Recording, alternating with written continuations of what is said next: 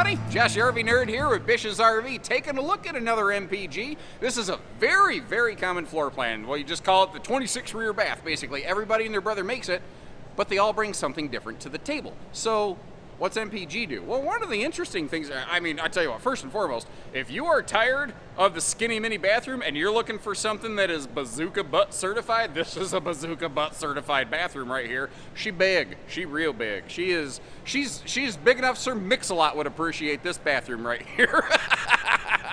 But also some other neat things like over in the kitchen. They're one of the very first to use actual air fryer ovens. But what's cool is how you're getting an air fryer and an oven and a microwave and a stove. A lot of manufacturers have been peeling out various appliances, and you see that they're not doing that here, which is nice. The underbelly is enclosed and forced air heated. They're always going to be solar ready, which means literal plug and play on panels. Most RVs are not like that. We're looking at one today that happens to have their optional solar panel built right onto it though. But this thing's about 30 feet, just a couple inches beyond. Empty, it's less than 6,200 pounds, but here's the thing. They put ridiculous axles on this thing. The cargo capacity on this is out of control. The one that I'm looking at, the sticker said it had like 3,600 pounds of cargo capacity. But those were the specs that I saw. Now, the actual specs I might have flexed on screen was maybe a little bit weighed. Now you might go, why do they do that? Well, what they'll do is they'll build their very biggest floor plane, and they say, what equipment do we need to make that one work? And then they'll reuse that hardware through the whole lineup. But here's the thing. My experience has always been an RV that has a larger cargo capacity means the whole structure is not getting constantly stressed and tweaked. It tends to be something that usually, in my experience, holds up a little bit better. I guess we'll see. And I want to begin today with something a little different. I want to talk about, almost sounded like John Cleese, now for something completely different. I want to begin with, let's talk some construction. I'm staring at the floor. You can see how there's no floor heating vents. They are carpetless all the way through. The slide out on camera reads like it's got carpet. That's one of those marine woven slide floor kind of things. So it's pet friendly. It's easy cleaning in that regard. Your floor is also the only area of the RV that there's zero aluminum construction. They use wooden floor joists and 5/8 tongue and groove plywood floor decking. They used to use a laminated floor structure years past, and they found that with their construction methodology, they were coming up with soft spots. They wanted to avoid that. I do want to mention that fireplace is not flickering in real life. It's just a thing with the refresh rate on the video of my camera or something. I'm not entirely sure. I gotta double check. I see so many RVs. It gets muddy. I do apologize that I'm blanking on this. I think the TV might be optional. Your sidewalls are laminated with Asdel as the layer directly below the skin. And your roof is actually very interesting. Your roof is aluminum trussed, but it is a 3/8 wooden walk-on decking. So, that's kind of how she's put together. Now, you have a choice between the hide-a-bed that we're looking at and a theater seat. But if you look at this, a lot of their seating has actually gone cloth touch, which is not as common in the industry today, but I feel like it's making a comeback. I think that pleather stuff that was used in the industry for a long time, I think it got cheaper and cheaper and cheaper every year until they finally got to the point that, like, after a year, when the RV was off and just on a warranty, this stuff started failing. So I think folks are looking for something a little bit more reliable than that now, and I think cloth is kind of making a bit of a comeback. Not completely, but it's on its way. TVs, I think it's up a little high, but it's not terrible. It's not mounted all the way against the ceiling like you find some of these things. Down below here, we've got our handy little sound bar that also has some HDMI input. So if you wanted to put some kind of gaming device over here, or if you wanted to add a Blu-ray player or something like that, you could. A kind of a cute thing that I think MPG is doing. That kind of looks like a Vegas slot machine, doesn't it? They put a lot of these, like, simulated residential furniture feet down on things, and I kind of like it because it gives you just that classy little touch and feel. I like to give you the look from the sofa, by the way, so that you know what you're getting into here. Again, the TV's mounted up a little high, but it's not terrible high. I've definitely seen worse. And as long as we're sitting down here, you might notice some areas, like there's a gap above the kitchen cabinets there, and you notice how it gets bigger as it moves forward. This RV does not have a linear interior ceiling line. It actually has a barreled interior ceiling. If I'm going to nitpick, they could use a little toe kick at the bottom of the kitchen cabinets, but that's a fairly minor thing overall. Just little details that I've kind of learned to look for over a long number of years RV nerding, basically. The dinette over here has some interesting kind of qualities. The seat benches, like you might notice, there's no drawers, there's no doors, and at first you're like, oh, son of a gun.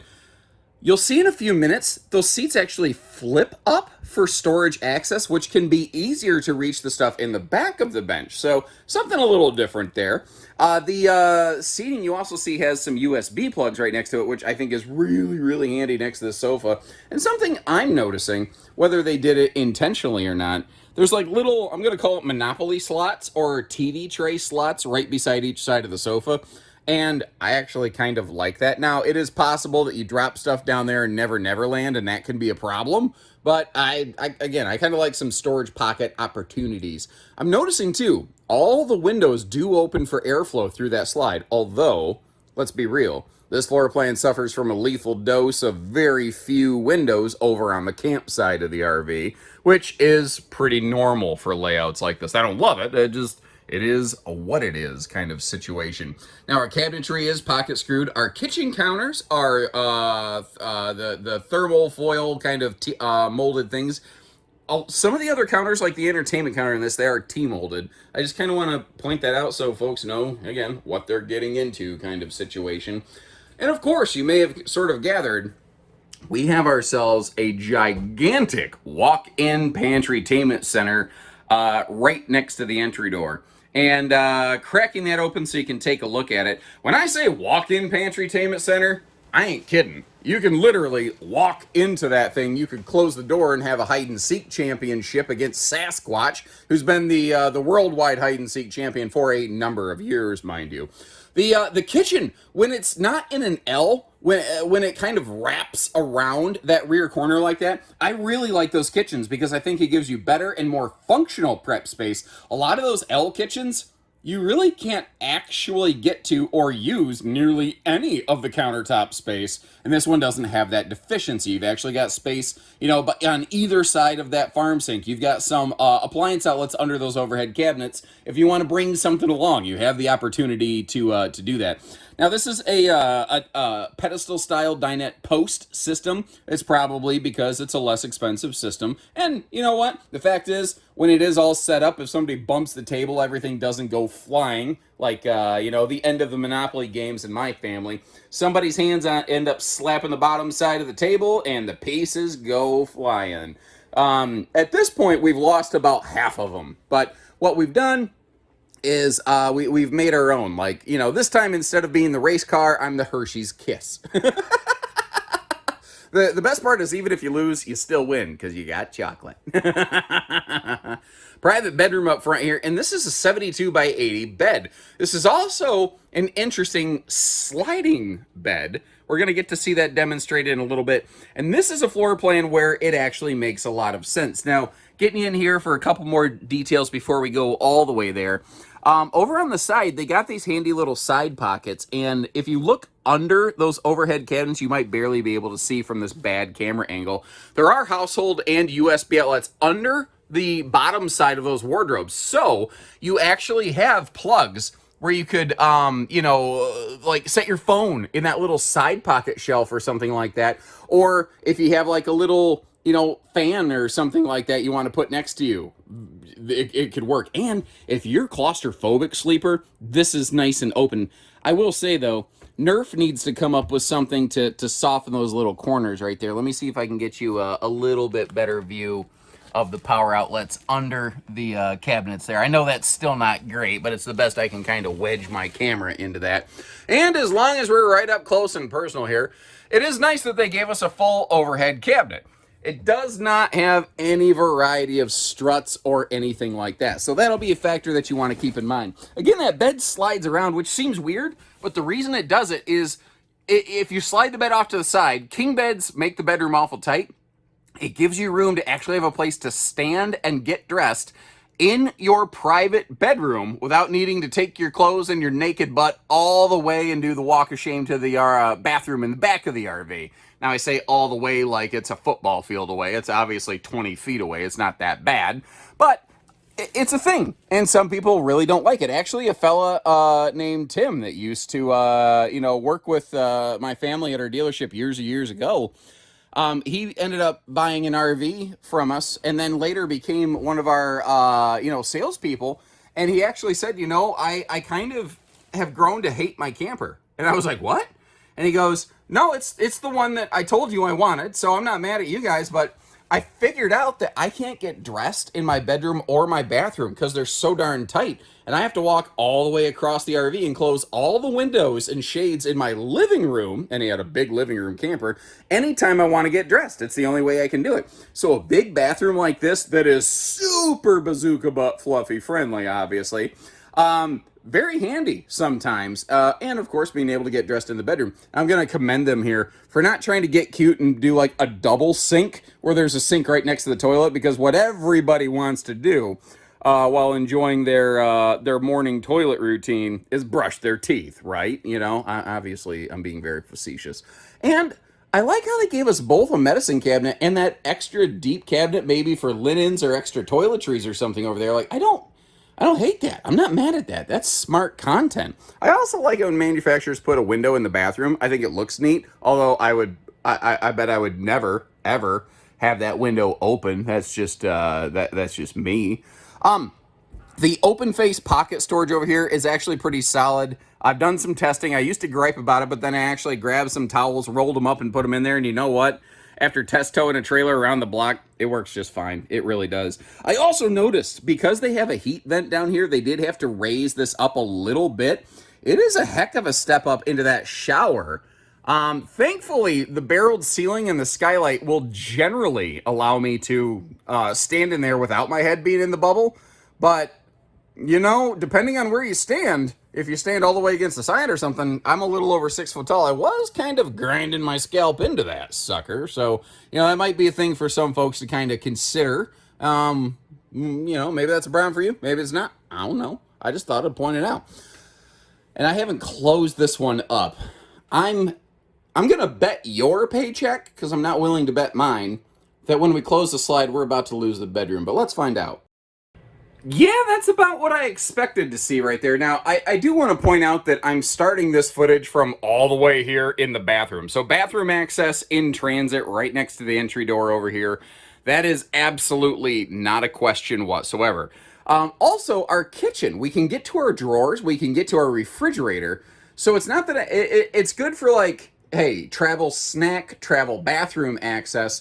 But if you want to get up front, you're going to have to open the slide. Now, if the RV's in storage and you're just trying to squeeze up there just enough to be able to pack stuff up, it is a rack and pinion slide. And one of the benefits of that is that you can deploy it partially, scoot past it, and do what you need to do. I don't recommend doing that in the rain. I don't recommend sitting in and occupying the slide unless it is fully extended. So kind of keep those details in mind. But that is kind of some of the benefit of the system. And I know that you folks sometimes like to know what kind of slide system an RV is equipped with. And as long as I'm running the slide out here, one thing I think is really interesting, when you see it open and then closed, or closed and then open, the impression that it gives you, the sense in the space, is dramatic. It's funny. Somebody was here the other day, and there was a shallow little, like, jackknife slide, sofa slide, where it's only like 18 inches deep. And they're like, this RV feels like twice as big. I'm like, I know. It makes a huge difference when these things are open, even if it's a small slide, let alone a big, deep super slide like this. So the question, is it half-ton towable? You're going to get a variety of answers depending on who you talk to. A lot of people are going to say, well, it's 6,300 pounds and, it's only about 30 feet. Yeah, you can half-ton that. And if that was the end of the story, I might agree with that. But the thing is, this has a monster cargo carrying capacity. And you're kind of legally safety required to be able to handle your entire GVW. The thing with that is, when this RV has like an over 3,000 pound cargo capacity and a roughly, near 10,000 pound GVW, that kind of changes the answer that I'm going to give you. and I'm going to say that in theory, there are some half tons that are capable of it, but certainly not all of them. It really depends on where you're going to go, how you're going to tow, what you're going to take with you, all that kind of stuff. We've got slam latch baggage doors. Down inside here, we are prepped and ready for TPMS, so it's kind of like a little plug-and-play system. Then you pop some valve stem caps onto your tires, sync it to your phone, and off you go. I've actually used that system. I didn't hate it. I thought it was pretty solid. They put big doors on both sides of that pass-through, and no matter what, you're always going to see that little charge controller over there. It is a 30-amp charge controller, and it's an interesting thing they did. They made it solar ready, not solar prepped, and I know that sounds synonymous, and if there's one thing I like, it's some synonym rolls. But the prep just means they kind of got it started. Ready means it's good to go. It's plug and play. And that's what this is. It is plug and play solar with an optional solar package, which is actually how we've been building a lot of ours lately. The awning is pretty decently sized. I like that it covers the entry door and the little kind of mini camp kitchen. Those are import tires. There's nothing special or fancy going on with the running gear here. That is one of the things that will lead to this having a little bit lower price tag as compared to a lot of other things. Now, could you do a MORryde suspension upfit on that? Could you change out some tires? Yes, for money, aftermarket, certainly. And if those are things that are really important to you, chances are there's already an RV that already has those things with a very similar floor plan. But, you know, if you're like, no, I like this one, I want to do those things, well, you could if you wanted to. That's totally up to you. We are prepped and ready for a telescopic removable ladder on the back here. That's what that little bracket up top is showing us. And whenever you get one of these mega camp kitchens with the sink over on the campside, it allows for some opportunities for either outside storage or a camp kitchen. They went with the camp kitchen route on this, and it is standard. It's not optional. And in case you got an eagle eye and you're wondering, like, well, how are you supposed to slide that closed? You just roll it over, flip it, and reverse it. The griddle top, once it's cold, you flip it upside down, and then it slides right inside there. And of course, we've got Dad's medicine cabinet outside. And it was funny, because this is something I've kind of felt for a long time. There were some folks that came through yesterday looking for, we want this, this, this, and this, and we won't budge on these three things. And one of those was at least an outside fridge, because the camper that they got had an outside kitchen that they thought they didn't care about. And they found they will use that outside fridge every single day. And they're like, we want one of those now. We want to make sure the next RV we get has one of those. So just, you know, different strokes, different folks. And maybe that doesn't apply to you, but maybe it applies to somebody watching this. And even though we've got these things set up in a display space, I thought I'd take you literally behind the curtain. By the way, this is a fire escape window. I don't always demonstrate this a lot, but these things tilt open about twice as far as a frameless window, so you actually still get good airflow on them, and it's solid for rainy day airflow because it tilts open. Now, as long as we're over here on the slide side of the RV, you see these little brackets. This is the thing that some brands will do to make sure the wiper seal gets flipped in or out the way it's supposed to be, and that because if the wiper seal is crimped and folded halfway through, it's not fully sealed. It gives water a place to come through. And, you know, ain't nobody got time for that. Now, the reason I'm bending down here and showing you basically absolutely nothing is because this RV only has one single sewer outlet. It's located all the way in the rear corner of the RV back there, which I personally think is the best spot for it, because that's the place where it's usually the closest to the park hookup, so you don't need a lot of like sewer extension stuff, which just means a lot of extra hose flushing. So if you're down with MPG, yeah, you know me, give us a call. We got them all. I wasn't trying to make this into a Dr. Seuss nursery rhyme, but I'm going to roll with it, because, Sam, I am going to make it happen. And remember, when you're ready, we're ready. I will leave you some links in the video description, not only to check for pricing and availability on this one, but also to take a look at the plethora of similar floor. I turned into a plethora. It turned into a duck there for a minute. A whole bunch of other builders who make the same floor plan. I'll leave you links to them so you can cross-compare. Let me know which one you'd go with and why. And until next time, take care, stay safe, have fun, and happy camping, everyone.